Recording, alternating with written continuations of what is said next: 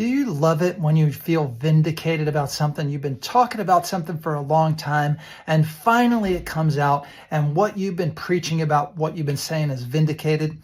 Well, I got to tell you, I love that. Okay. I do. It's not that I feel right. I just love that the information that we're putting out there is, maybe I'm not right all the time, but I love that the information that we put out there, I love it when it gets vindicated in the quote unquote respected journals. So here's one. All right. So in the online version of the Journal of American Medical Association, online JAMA, they published a study that said that what I'm going to show you, the supplement I'm going to show you, was effective. And it was a relatively limited study, but it was showed effective at reducing blood sugar and A1C. And that product is Berberine. I've talked about this several times before in videos. Berberine helps regulate blood sugar and glucose metabolism. Now, I'm sort of shocked to see this published in an article in the Journal of the American Medical Association, because the American Medical Association is 75% funded by the American Pharmaceutical Advertising Council. So the drug companies generally run the AMA.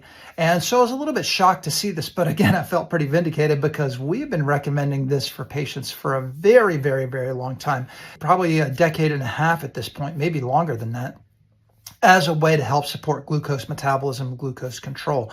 Now, there's other things that contribute to type 2 diabetes and whatnot, and those things have to be found and corrected if you're going to get to a long-term resolution. But if you need a solution to helping lower your A1C and lowering your blood sugar, maybe you have diabetes, but maybe you have neuropathy, and you need to lower your blood sugar in order to help those nerves heal. Well, Berberine, effective at now, I can't tell you to take this. I'm not creating a doctor-patient relationship here. I'm also not making a claim. This is published on the Journal of American Medical Association. I'm telling you what the studies showed is that this can be effective at lowering blood sugar. If you talk to your doctor about it, studies show that new information, I say new, again, we've been doing this for 15, maybe 20 years now, but studies show that that new studies do not become standard practice in medicine for around 17 years. So if this in the medical community is considered new information, again, it's not new information, but if the medical community consider this to be new information, it would not become part of standard practice for up to 17 years.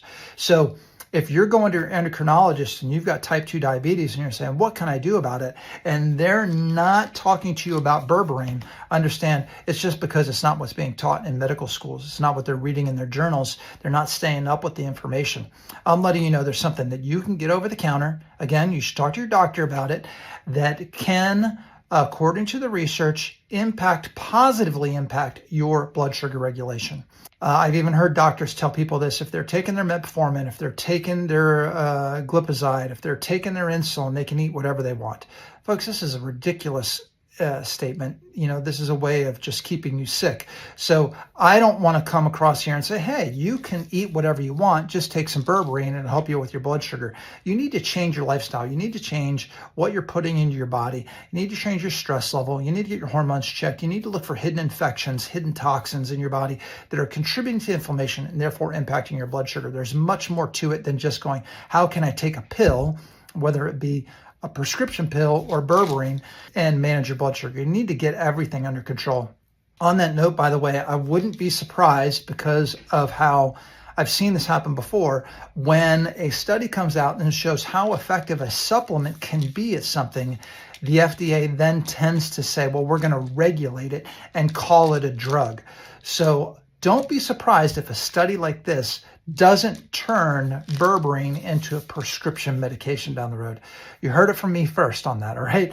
It may be years down the road, but don't be surprised if that happens. It may not, but it might. I've seen it happen before. I'm Dr. Dave Morris of Magnolia Medical Center here in Murfreesboro, Tennessee. Hit the likes, hit the share button, and don't forget to follow. Thanks for watching.